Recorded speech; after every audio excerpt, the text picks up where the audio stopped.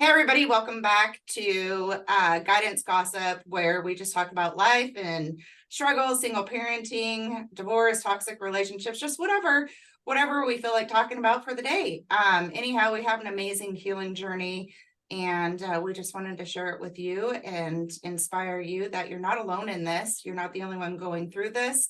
There's plenty of people out there that have been through it as well. And I know for myself, like what made me realize I wasn't isolated was hearing other people's stories. So we're just here to share our story with you to let you know that odds are what you're feeling, what you're going through, and all of that stuff is completely normal. So this Good is my morning, friend. everybody.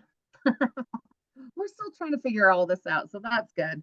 Um, so we, like Heather said, we talk about like our journey. If you've seen our first post, you know that me and Heather's been best friends for a long time. And we kind of helped each other through divorces and raising kids, and our journey kind of started when we were very young. So this week, I think we're going to talk about what it looks like when you are out of a divorce and what happens in your mind that causes you to say to yourself, something has to change. So I'm gonna let Heather start out with that one because I think hers is an amazing journey. And then she kind of went through hers first before I went through mine, so she was able to help me through mine. So we'll let Heather talk about what she went through, and then I'll jump in and tell you mine is a little bit different than hers, but So really what this is the power of the shift, right? You go through different things in life, and even if you're not going through a divorce, you're just going through life. And you hit this plateau, you hit this spot where it's like something has to change. I can't keep going this way. Something has to change. Well, that is typically like your indication that it's time to shift, right? Like you have to change something. And one thing that I didn't realize at first was that I had the ability to change. I had the power to change my circumstances. I had the power to change what my life looked like in that moment. And so when I finally left my toxic relationships, I had one like back to back. I went from the frying pan straight into the fire. And that one was extremely abusive and toxic and all the forms of what a relationship shouldn't be. And so I got out of that relationship and I remember being single and I didn't even know what I liked on TV. I didn't know myself. I didn't know anything about myself. But the last thing I wanted to do is be stuck in my thoughts on a daily basis. I did not want to deal with the reality of what was going on. I didn't want to be stuck by myself. I didn't know myself. I didn't know what I liked in life. I didn't know what my hobbies were because my whole identity from the time that I first got into a relationship at 15 years old was about the person that I was with. And so I never had an opportunity to actually get to know myself. And I had a counselor tell me one time, which this was like later on in my healing journey, but they said, how do you get to know someone? And I said, well, you spend time with them. And she said, well, how do you get to know yourself if you're never spending time by yourself? And so what I found myself doing when I first became single was finding like cheap sources of entertainment that were not necessarily healthy. And so I started going out, to the bars and stuff like that. And I had some social anxiety. And so I depended on alcohol in order to actually open up and engage and just talk to people. And that became destructive. I started making poor decisions and getting into these like flaky relationships. I found myself dating people for just so I didn't have to be alone, right? It was just kind of a cheap entertainment. And there was moments where I really thought I liked that person. I really thought like this person's great. But realistically, what I was doing was finding people that didn't require a whole lot from me. And I clung to it, right? And so really deep down inside of me, there was no intentions on me having any more out of that relationship. I was just kind of using them. Not that I realized that I was using them, but really I was. I was using them so I didn't have to be alone. And so, I was going through that. And then I realized at one point, like, this isn't working anymore. And I kind of, went through this phase of like, what's going on? Like, what do I do with my life? I'm so sick of it. And then I knew I had to shift. I had to shift something. I had to change something. And so I decided like, all right, I'm not going to go out anymore. And so about a year before Maria moved in with me, I just started really getting to know myself. I was like, okay, what is it that I could do in my downtime so I'm not just stuck in my thoughts? Because we do need things like constructively to do, but at the same time, you also need that time to really feel your soul, right? To really feel like, who are you? Like, what are these thoughts? Like, how are you navigating this? And just really like dive deep and get in, like, get to know yourself personally. And so I started doing like random furniture. Like I was like redoing old furniture because I didn't have a lot of money and I was a single mom, and and I just kind of found like different hobbies to keep me busy because the nightlife, the bar scene, the toxic guys, the relationships that weren't really going anywhere were no longer working for me anymore. I knew I didn't want to end up with any of these people that I tried to date. And I didn't want to go out to the bar anymore because it started leading to just drama. And so I just started finding things that I was actually into. However, I also had another portion where I had to deal with the social anxiety because I no longer had that crutch. I didn't have like, not that I quit drinking and I never really had a drinking problem. I had a social anxiety problem where I depended on alcohol to allow me to engage. And so once I took that factor out, then that's when I created the isolation. So when Maria entered the scene, she was in that phase where she wanted the entertainment and the constant like everything extravagant, right? Like she wanted to be constantly going so she didn't have to deal with the reality of what was going on in her life. And I think that that avoidance is super common when you get out of a relationship, is you just try to keep yourself so busy that you don't actually deal with the fundamental factors of what really is going on. And sometimes I think it's healthy for a minute to get you through it. And also we find that a lot of the times women or men, I guess, you find your fallout boy, right? Like Maria had a fallout boy when she first got out of her relationship. And you date these people and you kind of cling to these people and you depend on this person to get you by from day to day to day to day. And you almost mildly become obsessed with them. But realistically, when you take a step back and you can see the full picture, you realize this person is not really who you want in your life. Maria's boy was not who she wanted in her life. And so I'll let you talk a little bit about that. Like, what made you so attracted to him now that you think back on it? Oh, that is a sore point. I hate thinking back on it, but so Heather's right. I was married really young. I was married at 17, almost 18 years old. So I never, and I came from an abusive home life when I was younger, and so I never really had the opportunity to, like she said, get to know yourself. And so I went from an abusive home life into a relationship and got married, and so I never really had the opportunity to find out who I was. I was his wife and I was a mom, and this was my duties. And so I was busy for 20 years taking care of kids and working, and never had time to do anything that reflected anything that I liked to do. And the things that I did find enjoyable, those always turned into jobs. Like then it wasn't fun anymore. It wasn't a hobby. This was just something that ended up being overwhelming, because then it became a job and it's something I had to do, based on my ex's, um, I don't know what you call it, just his desire or whatever. So my focus was always on my family. And I always felt guilty if I ever did something for myself. I did notice when my kids were getting older, I was sick of just sitting at home watching life go by. And so I started working and I saved up money and I decided to take my girls on a trip just for us. And I remember that being a huge fight.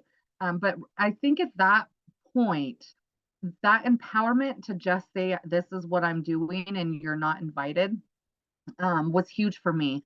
And it showed me that I am capable of doing a lot more than what my ex thought I could. And I think that was the pivotal moment in my life of what changed from being dependent and then independent. I, at that point, became an independent thinker, an independent person. I didn't care that it caused an argument anymore. I didn't care if his feelings were hurt, if I wasn't home when he thought I should be home, if I didn't call him when I left the store to go to another store. Like, I just didn't care about the argument at that point. And I think that that one weekend 4-day trip was probably what changed it for me as far as the downward spiral in our marriage. I became somebody that he didn't recognize anymore. I still had issues dealing with who I was as a person, because I was still a mom and that was my job. And there was a lot I didn't know about myself. So when we got divorced, I was living with a different friend, like family friend, for about 2 months. And that's where I met my ex. So I had been divorced, or that's a long process, but away from separated from my husband for about 6 months at that point. And then I ended up dating this guy, and he was not somebody that I would have ever, like, he was safe for me because I knew I was never going to invest very much into this relationship. And he was entertainment for me at the time. But I didn't know that. I didn't, you just get in because you're so used to having someone in your life, and then all of a sudden you don't have it and you're free to choose whoever you want to. And this person, I didn't even realize that I was missing and starving for affection and attention because I wasn't getting it at home. And he filled that void very temporarily. And then it's like you get stuck in this relationship because then you feel bad because this person's crying when you're mad at them, and you feel bad because they're upset and you're causing that.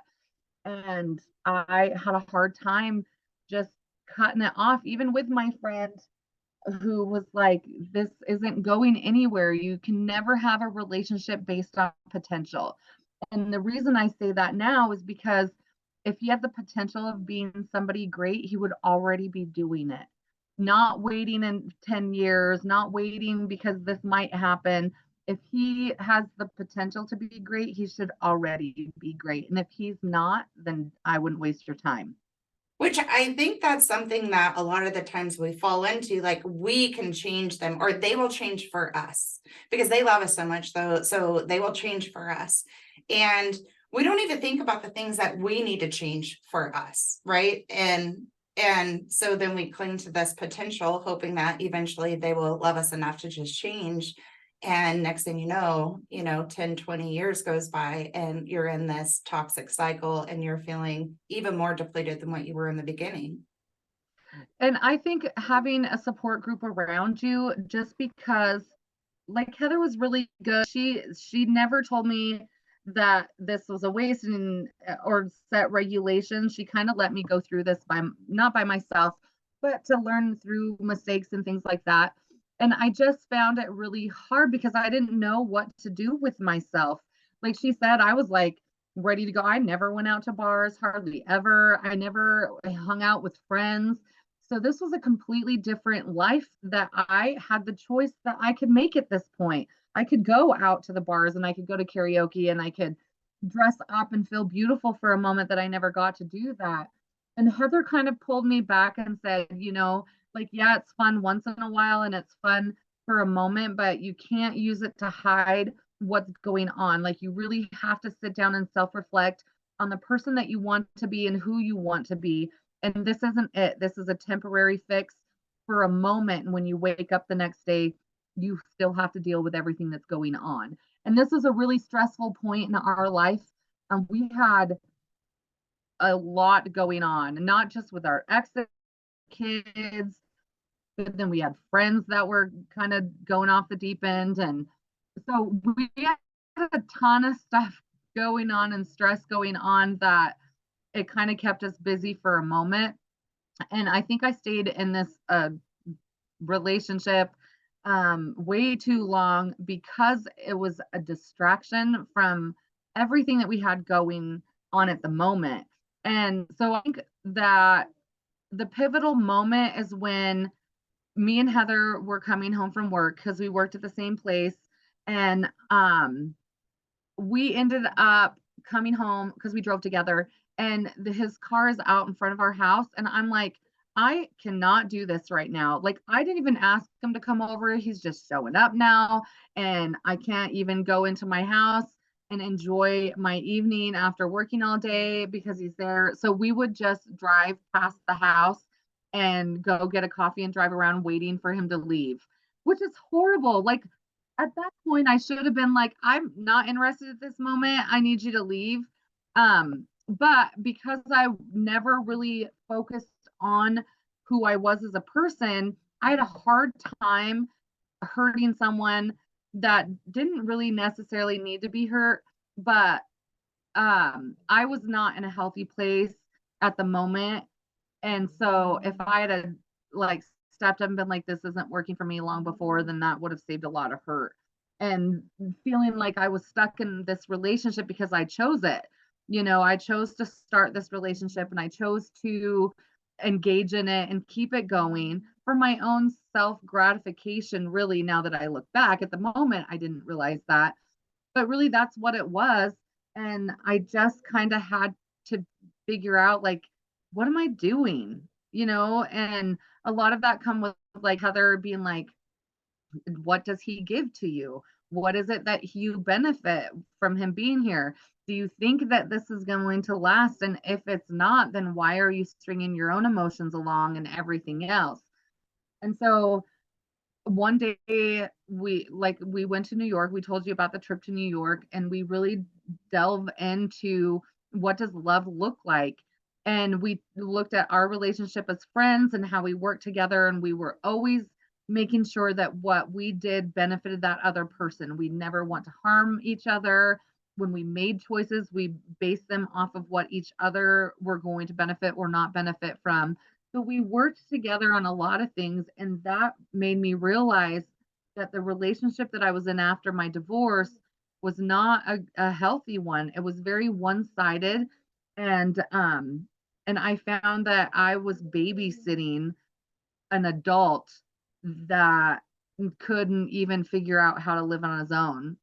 For a while, I didn't realize that he lived with his parents still, and then when I did, I was like, what am I doing? Like, I work hard. I don't need to take care of someone else again. So that is why. Yeah, and I did that going from my first relationship into the relationship with my daughter's dad.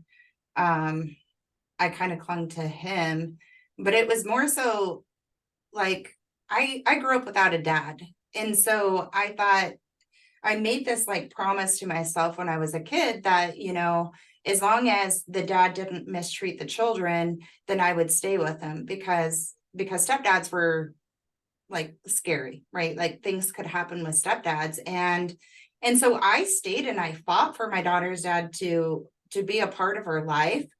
And it was almost like I felt like I already failed once. And so I didn't want to fail again. And I already took my son's dad away. So I didn't want to take my daughter's dad away. And I just found myself kind of in that cycle as well. And then it just got to be too much, you know, and that's when I shifted and I decided, like, I have to leave. Like, this is like, something's going to happen here. And it's not going to be good. Right. And it just got so toxic. And so I had to shift and decide, like, I had to leave. And so then I left. And because I had already had that rebound person, I dated people, but I didn't really have the desire to have, I wanted a family, but I didn't want to give myself anymore. So I kept myself completely shielded. And I wanted Oh, I them blew to. that out of the water when I met Heather. I was like, we're not sitting in this house with just our little people here. And I'd have people over, and I'm like, we're going here, we're going there. And I kind of just made her like, this, you didn't have a choice. This is what I'm Yeah, doing. but Because I was a very social person and in I liked people. in my dating scene, though, in my dating scene, it was like I wanted them to want me, and I kind of made them want me even more. It was like I started manipulating them in a way, but I kept myself so shielded that I would never really fully give myself to them. Um, and so after, and I dated a few people that I thought like maybe this will work, or maybe, but they just didn't work. So I didn't cling to that. But what I clung to was myself then. It was kind of like I just really, it was all about me for the most part, other than Maria. Like Maria was my person. And I remember even when she started dating her husband now, in a sense, I kind of felt like you're leaving me. You found a new love. And it wasn't, our friendship was just always a friendship, but we loved each other so much. But that was the first person in my life that actually, like, I felt like they poured into me just as much as I was pouring into them.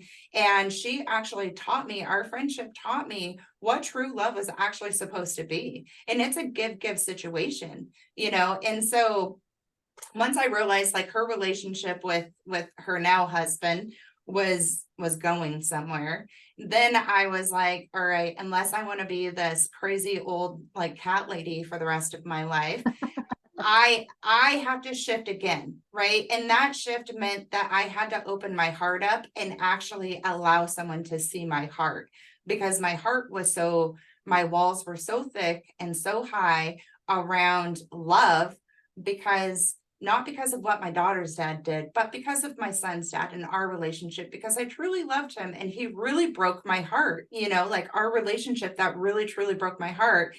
I had accountability in it as well. And at that point, I had realized what my accountability was. However, my heart was so guarded, I'm never going to fall in love again. But then this desire to not be alone again, after I realized what a partnership looked like with my friend and I, because we grew together, I realized this is what an actual relationship is supposed to be. And really, your relationship is supposed to be a friendship. Your marriage and who the person that you're spending time with is, like, they are constantly putting you first, and you are constantly putting them first, because you want them to have the best life ever. And that's truly what love is. And they want you to have the best life ever. And if each person is pouring into the other person, then then it'll be amazing. Not that you won't have, moments of things that you have to work through.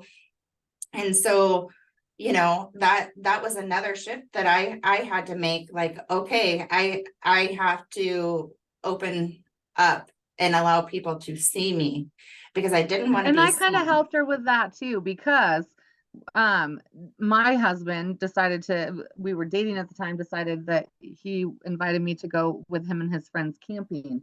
And I told my friend, I am not going by myself. You are coming with me, because what if I don't like any of these people? I'm going to be up there all by myself with no one to talk to. And if you're going, and she wasn't going to go. And I said, no, you're going. Like, that's what friends do. You're going. And um, so my husband's best friend was going, and they have been friends since they were in like the third grade. And so we went up there and hung out and had the best weekend up there. We had so much fun. And that's where we set her and her husband up, is at that camping trip. And so we didn't really give them a choice. We just kind of stuck around and set it up for them so that they would be, because how great would it be for best friends to marry happened. And so she struggled with it for a moment, but I'm like, nope, I've always been there for you. You are coming. I don't care if you like it or not. Which so I had known him for about 6 or 7 years, but I knew him from a work environment. I did not know him personally. And so that's what was scary, is like, okay, now you have to allow these people that you work with, that you have worked with for the past 6, 7 years, to see inside and actually see you. Because at work, I was a completely different person than outside of work. At work, we're here to work, we're here to do a job. And, And she I was was, very business at work. She was very yeah, business. And then I showed up at work, and I'm taking pictures of all of our crazy life that we have going on, and us playing in the yard with the kids, and us going sledding, and all of these ice blocking, all of these crazy things that we did. I'm posting them on social media, and she's like, oh my God, what are you doing? And I'm like, what are you talking about? like, our life is amazing. I want everybody to see it. She's like, well, people at work. And I'm like, who cares what people at work think? So she had Yeah. a really hard time with that because it was a vulnerability that she was like, well, then they could judge me for that. You know, what if they don't see me the same at work? I said, what? They see you as a real person Yeah. with real feelings and a real life and a family and kids and who cares if it's a crazy best friend life? It's still our life, and I think it's absolutely amazing, and our kids are laughing and we're having a great time. I don't care what people at work think, but I've never had a problem with what people thought about me personally in my life. It's always what I've thought about myself. And Heather, she doesn't really care what people think about her, but and when she's at work, she's very business-like and professional, and this is what she holds herself to. So for me to just kind of barge in there and throw our life out for everyone in the world to see, it didn't bother me, but it definitely pushed her limits a little bit. Yeah. And so the camping trip went amazing. Obviously, we're married now. And actually, so we went camping and I think we just hung out like a few other times and then we were like, you guys should just move in, and we moved them in. And we had a crazy, very full household and there was a lot of growing through that. But that was I got another in trouble all the time. When we were there, I was in trouble all the time and it was because my the guys fault. would, it was, I would be, because so Heather would have the idea, like, let's remodel the bathroom. And I'm like, sure, this is what we need. This is what we got to do. This is what we're doing. And the guys would be like, what are you doing? And I was like, what are you talking about? We're remodeling the bathroom. So they just assume it was my idea and I'm just out there making all these choices when it really wasn't me. I It was was just me. like the engine. Yeah. Give me the idea and I was the I would tell instigator. her how we're going to do it. It got so bad that they were like, where are you guys going? And we're like, Lowe's. And they're like, where's the credit card? Yeah. Yeah. But you know what? Like anything that we set our mind to, we conquered it. We completely remodeled a bathroom. We did need help on a few things. But for the most part, like we did it. Rewired a stove, put a stove in, cut out, cabinets and completely remodeled the Rewired house. rewired the electricity all the way to the breaker box and had to rewire the breaker box to fit a new size um plug in. It was insane. I'm like, okay, friend, hold me so that way, but stand right here so when I turn this on, I was gonna tackle I'm her. not getting jumped. I was gonna run So and we tackle did her. we did learn a ton and we just kind of conquered it all the time. What But we actually came to, like when we were all living together, it kind of got to the point where it was time for us to live separate lives. And it was because, which we didn't know it at the time, but Maria and I really did not make a place for the guys to be in our life because realistically, it was Maria and I that were a partnership, because her and I built this life together and the guys were just kind of there. And so that's really what we were fighting against at that time, but we didn't know it when we were in the midst of it. And no. so once Maria and Dave and the kids decided to move out and things kind of settled down and we all got into our routines, we were able to see the bigger picture. Like there was no way that we could be fully dedicated to our guys because Maria and I had created such a strong bond within each other. And so there was no loss there. Like, okay, so Maria and I will always have each other. So if this relationship doesn't work out, I don't really care if it doesn't work out because we still have each other. And so it was a vital move there as well. So that was another like shift that we had to go through. That was And that actually was a growing moment, but it was hard. it was hard. It was a hard shift to make because we didn't realize what was going on because we were both struggling with we were so dedicated to one another and we were so invested in one another that it was really hard to allow that other person to come in. And so then you found yourself battling between two positives and you had like this person who you've asked to be in your life and wants to be in your life, but you were putting them on the back burner and you didn't realize it because you knew that this other spot, this other positive was so much safer and you always had each other, always knew that you would have a soft place to fall. But you didn't know about this other relationship And so it took a lot from us to determine, like, we have to allow our men to step up and be men in our life, and we have to allow them to be number one in our life. And so when we decided to move out, it was like we were going through a divorce in our friendship, Yeah. because we were struggling with emotions and choosing this life versus the life that we'd worked so hard for. And then we had to really come together, and it was tough. It was like heartbreaking, but we realized that our friendship isn't going to change. Hmm. We are still going to have one another's back. It just looks different now. Where at this time in our life, we really depended on each other, and we really needed that strength to get us through all of these things. And now we've grown so much that we have healthy relationships. And so we had to let that old life pass and make it new. So we had to redefine our friendship, and we had to redefine how that friendship looked. And then we had to redefine what our marriage looked like. And Yeah. that was another pivotal moment in our life that we were determined not to let go. um we were not we drove and drove and drove, because that's what we did, is we drove in our car until we figured it out. And so we did that a few times because we were both invested in our friendship, and we wanted it to continue, but we just didn't know how our friendship could continue and our marriage at the same time, just because of the way our friendship was. And It was like, so how do you expand that? Like, how do you love two people at the same time? And the love was different. Like, you have your friendship love, but that, like Maria said, like, that was always your solid person. That was your soft landing. And then you had this, your romantic relationship, and you really wanted to pursue that.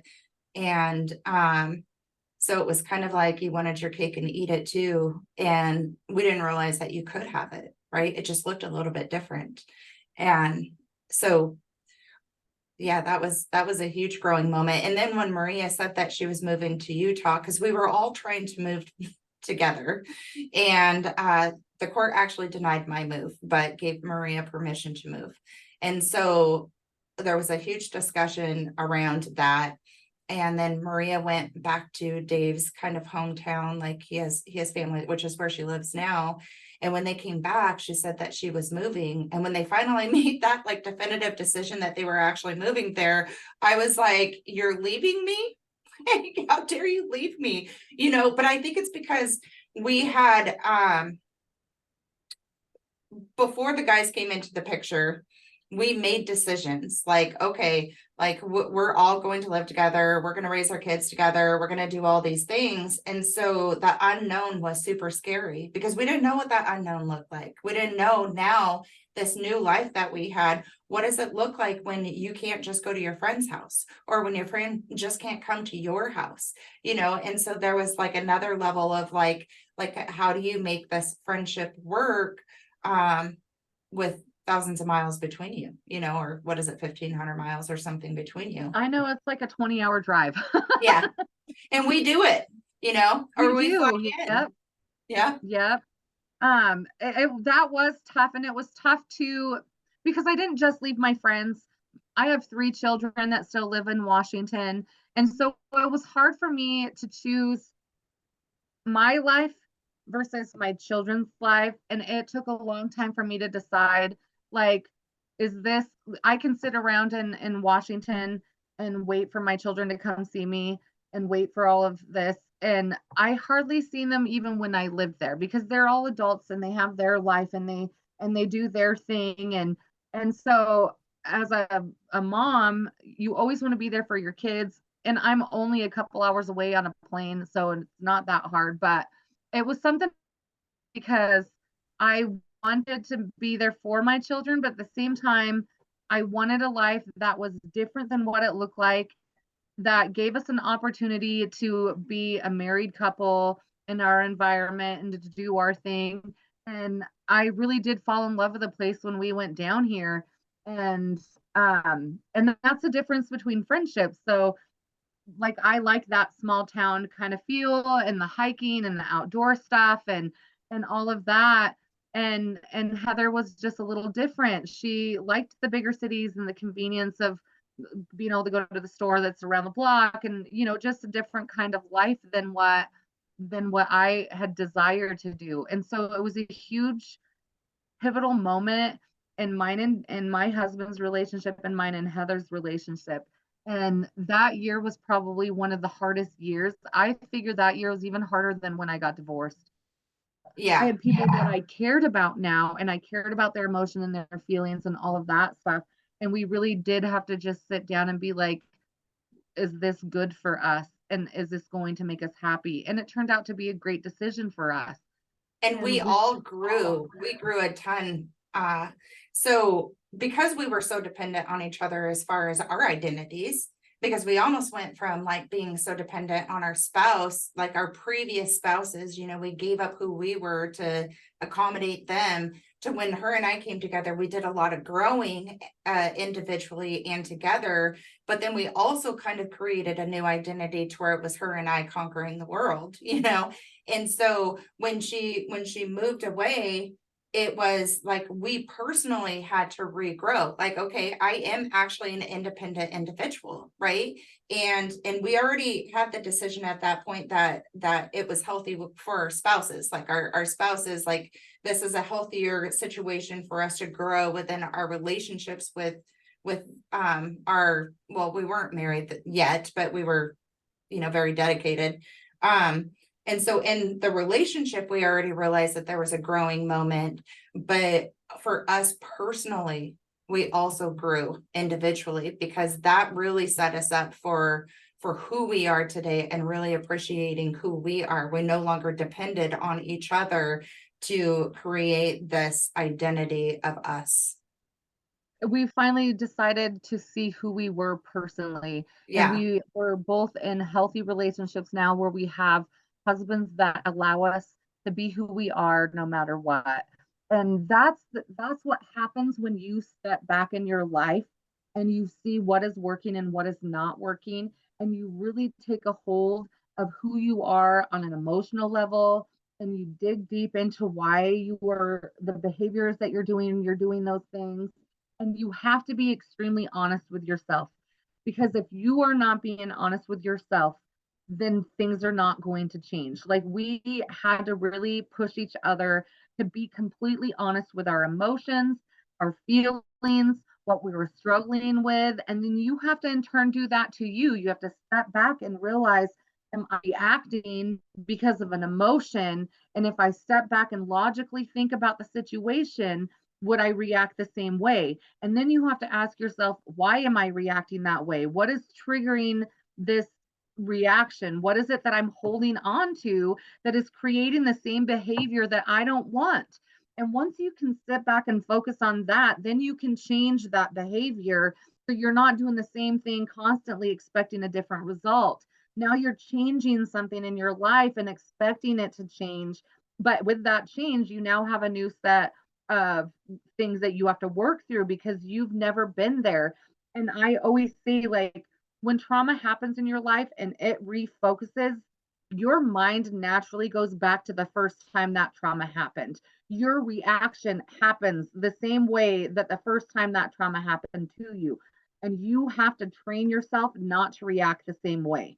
And that is the same in relationships. When trauma happens, we had to really focus on, if this person acts like this, it doesn't automatically mean that there are exes. It doesn't mean that this is going to be the same outcome. So you have to come at it with a new focus and a new identity in who you are and in who a relationship is. And then you react differently. So you're not reacting the same way you did in this bad relationship. You're going to react in a more constructive criticism and a more constructive way, so that way you do not continue the same bad behaviors that made you in a bad relationship to begin with. And you're not punishing them for things that other people have done. And that was a huge growing thing for me too, in my relationship. And it really is true, like being like slow to anger, right? So you have triggers that happen, and there's something that reminds you of something that happened before. And just like Maria was saying, automatically you want to react the same way you have always reacted. But then what you realize is that you're punishing that person for something that they haven't even done yet. You're just assuming, right? Because this is just a natural reaction. And I remember like pausing. Like I literally, like if I would have this trigger that would come up that would remind me of something, and immediately I would want to like, just lash out or whatever else, I would have to pause. And then I'd have to think about like why, just like Maria was saying, why do I feel this way? Why is this sparking this? Like what is the truth behind it? Because in every situation you have a truth and you have a lie within your mind. And your mind has been so conditioned to automatically go to this lie where it fabricates the story that is not reality. And so when you pause before you react, it allows you to actually see the truth behind it. The truth is he just, did something. I really didn't have a reason to be mad about it or upset about it or automatically come to conclusions about it. It was just something that he did. Just because this action kind of reminded me of something that someone else did not mean that I needed to be upset with this thing that he was doing.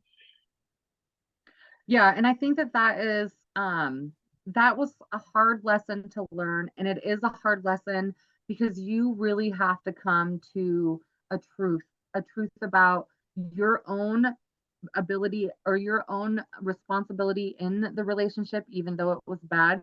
There's always a responsibility that you had in it. And I think that that was hard for me to realize, is that we are both accountable for this marriage failing, and we are still accountable in our current relationships for how it grows into a healthy one.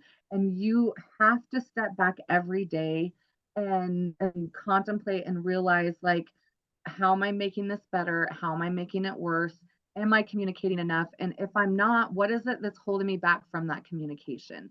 And so every day you have to do a self reflect. You have to reflect on your own emotions during the day. You have to reflect on where you're at on a mental level that day. And if you are even capable of having a judgment free conversation based on an emotional aspect of the day, you have to step back and see where you are at. And once you've realized and you've trained yourself to do that, then the conversations that need to happen that are difficult, or the conversations that need to happen that is not something that you're used to doing, those come naturally for you because you've already processed where you are emotionally.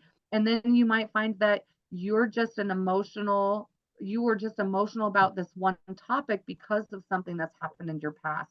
And then by communicating those fears, you've now released that, and you need that anymore. And so you can go in with a fresh new look and a fresh new idea on the new conversation so that it can be a healthy conversation. Yeah.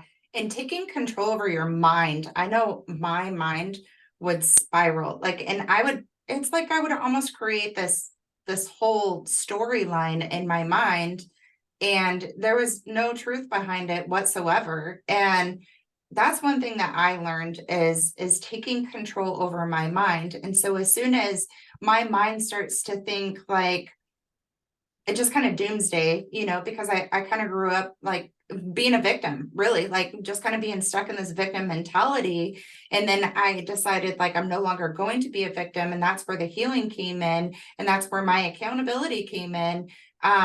But your mind can sometimes spiral, and sometimes your mind tells you you're not good enough, you're not pretty enough, you're not smart enough, like why would this person choose you? Like all these things, like, oh yeah, this is too good to be true. And sometimes you fall into self-sabotaging, like I'm going to ruin this before the rug gets ripped out from underneath of me because I don't want this person to do it.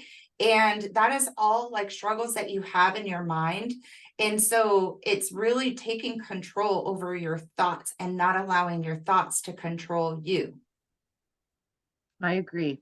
So that's all the time we have for today. We will be back next week with some more gossip, guidance gossip. It's not just gossip, it's guidance gossip. And It's we gossip look about forward us to that. anyway. Right. So it's fun. So I'd like to leave with just a little bit of a prayer. Lord, we ask Yes. that whoever is listening to this, that their lives be touched by our story, that they have some piece of information that they can take from this to grow into a strong individual, that they take the lessons that we've taught and talked about into their own lives, that it brings healing and peace into their life. And we ask all of this in Jesus' name. Amen. Have a great day, sister. You too. Okay, bye. Bye.